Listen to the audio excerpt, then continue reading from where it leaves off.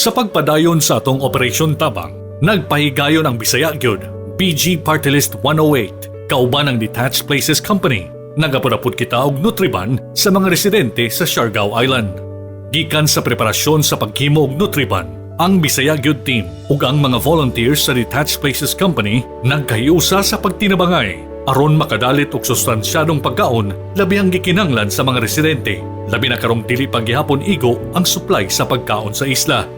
Makonsiderang ready-to-eat complete meal sa mga nutritionist o agrarian experts ang Nutriban na unang gikama pangbatok sa gutom sa nasod. Pinaagi sa simple o masustansyang pagkaon, makahatag pod kini og nutrisyon labi na sa mga kabatan-unan.